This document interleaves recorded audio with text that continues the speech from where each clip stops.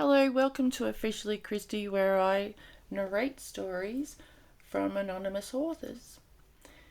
We have stories about recovery, sobriety, serenity, and sometimes even suicidal topics. So if you're struggling with any of those topics and you think you might benefit from hearing other stories, hit the subscribe button and click all notifications. If you like the story today, click the like button, and if you think someone might benefit from this story, please share it with them. No longer suicidal and lonely today. I feel useful. I had my first drink at age of 8 or 9 years when I sipped the froth off my dad's beer. I loved it, and thereafter I sipped my dad's beer at every opportunity. My drinking increased in my late teens when I drank at weekend parties, but it really took off after I finished university, when I entered full-time employment and had so much money to spend on alcohol. I commenced to drink every night and quickly became a lone drinker, drinking at home. My mood deteriorated quickly and I started to feel very resentful about the past and fearful of the future.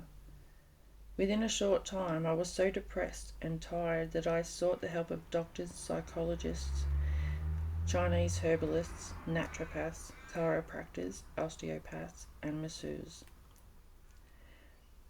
I read lots of natural health and self-help books, always with a glass of wine in hand. I filled the refrigerator with vitamins and herbs and washed them down with alcohol. Throughout my 20s and early 30s, I searched earnestly for a solution to the way I felt. Not once did I connect my physical and emotional problems with alcohol. By the age of 33, I was underperforming, aging undergraduate, failing yet another university degree, and back at home living with my mother. I had had such high hopes for my life, and I'd found it heartbreaking and baffling to see my life going nowhere.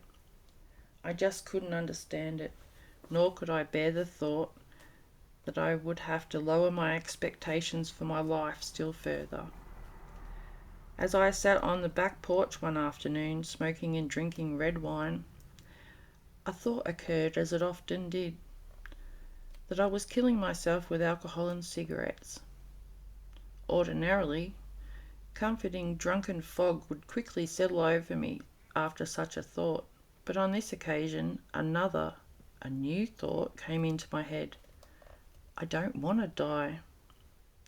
So shocked was I by the thought that I immediately walked into the house and I looked up Alcoholics Anonymous in the phone book, rang AA, and a few days later attended my first AA meeting in a nearby hospital.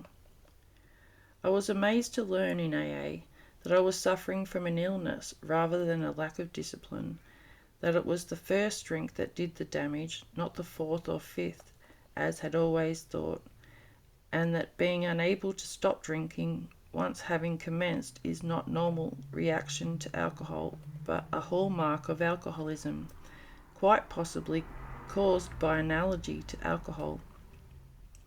I got hope at my first meeting. I thought that there was a possibility, I bet I feel a very slim one, that I could find in AA an answer to my emotional and physical problems. I didn't know it then, but I was reborn that night in that dingy hospital room, in the same hospital which I had been born 33 years earlier.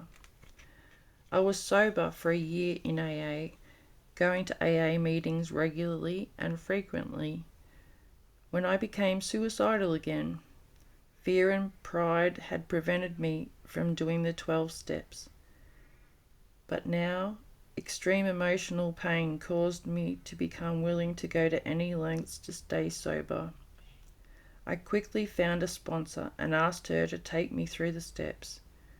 By the time I had completed the first 8 steps and was working on step 9, I felt a great deal better. I felt an enormous weight of shame and anger and fear had lifted.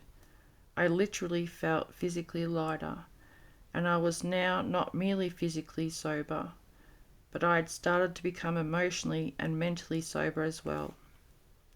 When I was 5 years sober, I started to feel depressed and unsatisfied. I felt that I was going backwards, and I wondered whether AA was really the answer. As I later learned, I had entered the wilderness years in AA, when so many members get well and then start to drift away from AA. I knew that I needed something more from my recovery. When I heard a woman announce at a meeting that the opportunity to serve in AA as an area delegate, I wondered whether service would provide the answer to my problems. I became the area delegate and attended the annual General Service Conference of AA in Australia, which is the group conscience of AA in Australia, a sort of national parliament, if a bit unusual. During my term as delegate, I learned about the 12 traditions and the 12 concepts. The general service structure of AA, with its groups, districts, and areas. I became aware of a myriad of activities in which AA is involved, including the work which AA in Australia does for less affluent countries in the region.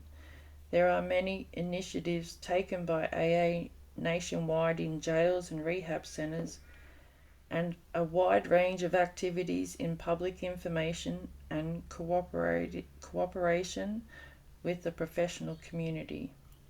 I learned of the roles and the importance of AA, World Service Delegates, it's a Class A non-alcoholic trustees, and the work of the General Service Board of Alcoholics Anonymous. I also learned that AA has 3 legacies: recovery, unity, and service, underpinned by the 12 steps, the 12 traditions, and the 12 concepts, respectively, and that I need to practice all 3. AA members do service to ensure that AA continues to grow and thrive, so that it is here for the alcoholics not yet born, and the members who do service tend to stay sober long term.